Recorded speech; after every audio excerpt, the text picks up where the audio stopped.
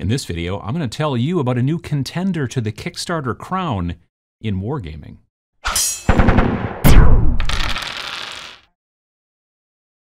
Things are getting a little out of control up here, and so, but haircut tomorrow, so short-lived. If you've been in wargaming for a while, you've probably heard of Kickstarter. You may have heard about it through other means as well, the technology sector, all kinds of different places. If you're relatively new to wargaming, you may not understand the impact that Kickstarter has had on not just wargaming, but tabletop gaming in general. So, Kickstarter is a crowdfunding website where people come up with an idea, and then they put up a Kickstarter page, and they have a goal. I need to raise $10,000 to make this happen, and then people pledge, blah, blah, blah, and then you either hit the goal or you don't, and all that kind of stuff. I made a video about Kickstarter and its ups and downs in the wargaming sector like 7 years ago. Pachow, you can watch that if you're interested. Sounds probably not as good as it is these days, and my hair's a lot darker back then. However, my ideas about Kickstarter have certainly changed over the last 7 years.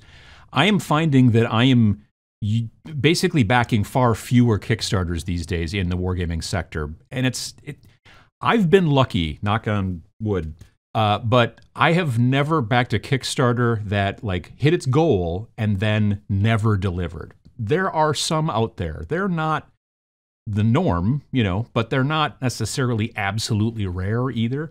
But every Kickstarter that I have ever backed, whether it's been something wargaming related or not, I've eventually gotten. The key word there is eventually. Sometimes it's a lot longer than you would think or than what was initially published. Now, every once in a while, there's a global pandemic. So the few Kickstarters that I'm currently kind of attached to, I don't expect them to hit their dates particularly because, 2020, 2021, etc. But the thing about Kickstarter is that that's the biggest gamble to some degree. The biggest gamble is you'll see this some far-flung future. And it's sort of kind of cool a little bit once in a while when all of a sudden one day you get a package at your door and you're like, the heck is this? And you open it up and it's some Kickstarter you totally forgot about. It's like past you bought a present for future you, which is now present you. I mean, that's why they call it present. Anyway, the point is that Kickstarter, as it was originally designed, was because of the crowdfunding aspect to get so that people who had a great idea but didn't have the money could build up and potentially get to the point where they could actually produce the thing. And people would say, yes, I agree, I believe, and they pledge. And then it gets the money to the people who need it, and then, fun stuff. But that's not kind of the way it really goes these days, at least in wargaming. Sometimes it does go that way in wargaming, don't get me wrong. But a lot of not just wargaming, but also tabletop gaming these days for Kickstarter, it's kind of just like this is a pre-order thing. Like we have this thing that we're going to do, and why don't we get paid up front for it? And you're talking about big companies who totally have the money to be able to produce this stuff, and they could just produce it and send it through distribution, and it could show up in your local store, and they could do a bunch of marketing and all that kind of stuff. But they don't. They do it the Kickstarter route. Now, you're going to get extra marketing via Kickstarter for some weird reason. When a company does a Kickstarter, people will talk about the Kickstarter, and then when it actually comes out, they'll talk about it again, and it's like you got talked about twice, whereas if you are just like, oh, I came up with this thing, it seems to get less press. I don't understand it. There's a lot of things I don't understand. But all that being said, Kickstarter has been the way as a small company that needs the money to be able to produce a thing. That's the way you've been doing it. And as a big company who doesn't want any risk, that seems to be also the way that a lot of things are getting done. Now, companies are starting to pull back from it. There have been some companies that have done a lot of Kickstarters in the past, have decided, you know what, we're actually kind of tired of the blowback or kind of tired of, we're just going to actually put this product out. And they have the money to do so, and I'm glad that they're taking that step. But there's another kind of website, kind of crowdfunding sort of situation that we're starting to see specifically. I mean, it's for lots and lots of different things, but we're starting to see it grow quite a bit in wargaming. Patreon. Now, you've probably heard of Patreon as well, but you may not have. Patreon.com is also kind of a crowdfunding website, but it's done in a different way. It's generally not, I have a product that I want to make, and I need people to believe in it and then pay for it up front. Instead, it's more of a, as the person who's the patron, hence the word Patreon, I like what you're doing, YouTuber, blogger, music maker, web cartoonist, whatever, and I want to pay every month a little bit of money here to help, you be able to do that thing. And maybe I get special perks, maybe I get access to a Discord, maybe I get stickers in the mail, maybe I get t-shirts. There's all kinds of different things that can happen within the whole Patreon thing, but it is designed generally so that creators who make not necessarily a product or who are trying to work on a product, but people who make content generally, it's generally designed to help, be able to get them to pay their bills and be able to do more and to spend more time doing the creations that the people who are backing them like. So when I say it's now starting to kind of encroach a little bit into Kickstarter, which is all about I have a product or an idea or a thing that I'm going to sell and I need the money, how does that work? As you may have noticed, things have gotten a lot more digital over the last, 20 years.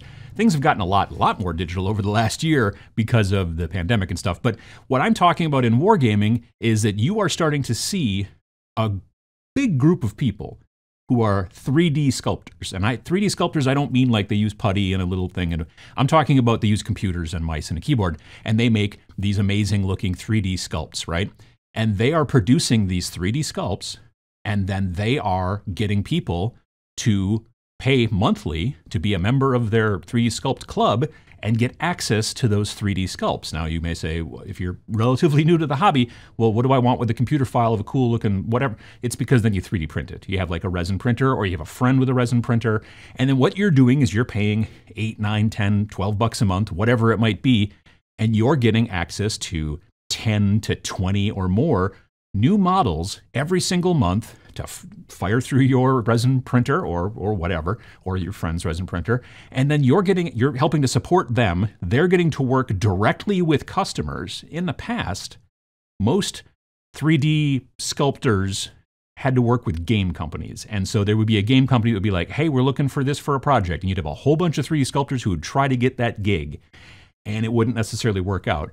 And even if you did get that gig, now you've got to work with an art director. And I've been an art director before, and I know that we're kind of jerks.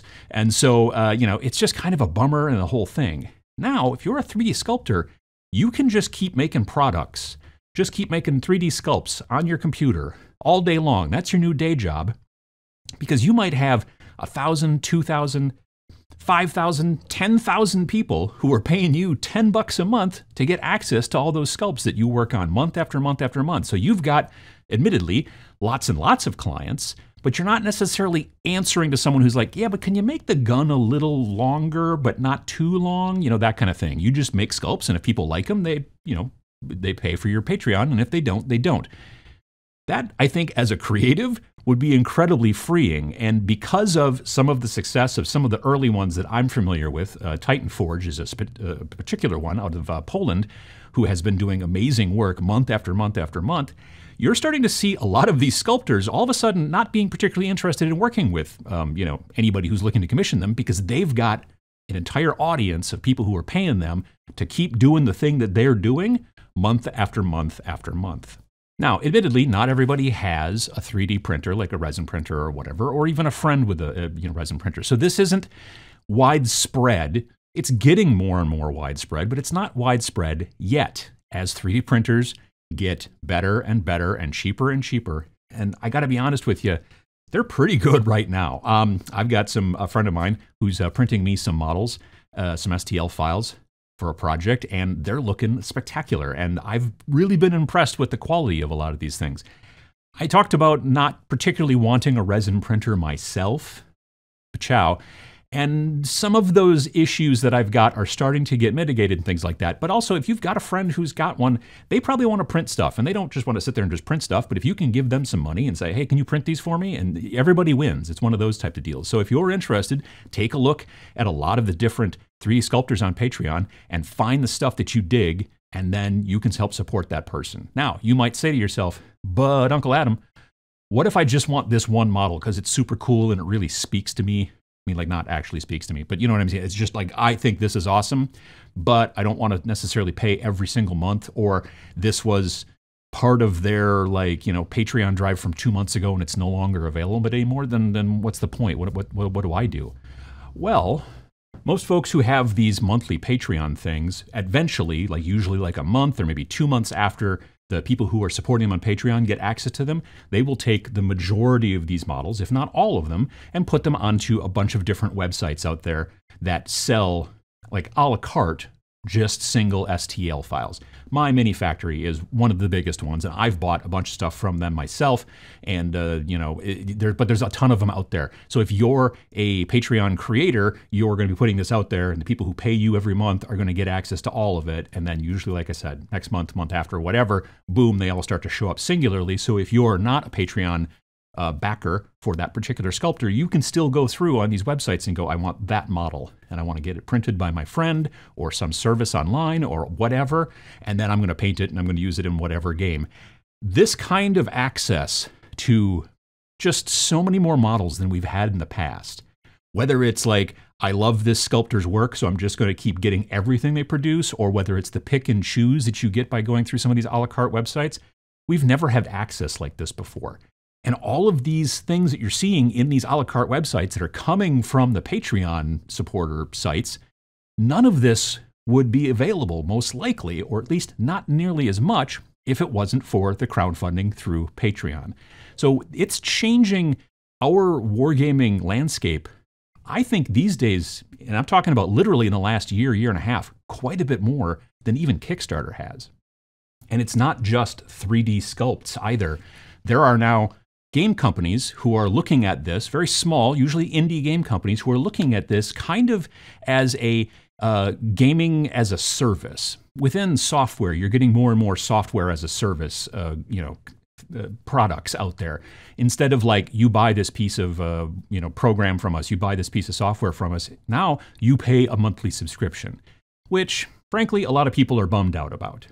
Me being one of them. I don't want to pay a monthly subscription. I want to pay here and then get Photoshop. And, but anyway, that ship seems to have passed. There are options I can take, but, and use something other than Photoshop. But anyway, within tabletop gaming, that's not necessarily an issue. It's not, and like I've mentioned this a whole bunch of times before, it's not a situation where they're going to turn off the servers of your tabletop gaming. If you want to support somebody who has been making games and producing them through a Patreon thing, One Page Rules I talked about during the TMA 2020s. And I talked about how they've got a bunch of free stuff you can download, but if you support them on Patreon, not only do you get access to a bunch of extra stuff that has to do with the game, but you also get access to a bunch of the 3D models and all that kind of STL stuff for 3D printing.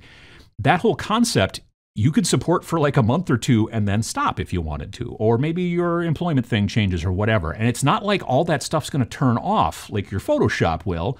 Instead, what happens is that just you take a break for a while and then maybe you start up again later on. There's a lot of benefit to being able to get more indie voices into the industry. We're familiar, obviously, with the big players in the industry, and they do some incredible work, don't get me wrong. But there's a lot of interesting indie voices out there that need the crowdfunding to be able to get the products in front of you that you didn't even know you wanted. And that's kind of important. The more choice you have as a consumer, the more things that you can find that you might actually really love that otherwise would have not come in front of your face. So if you think about it and you're interested, take a look around, do some Google searching. If you've got some Patreons for particular 3D sculptors or game companies or things like that, throw them down in the comments below, because there's a lot of amazing work coming out of a lot of these people. And if you're interested in helping to support them, you're going to get a bunch of stuff in return via STLs, game files, all kinds of stuff like that. And it just helps raise all ships to some degree, and you might find something that you would never even realize that you wanted, and at like a nice price that helps somebody else out.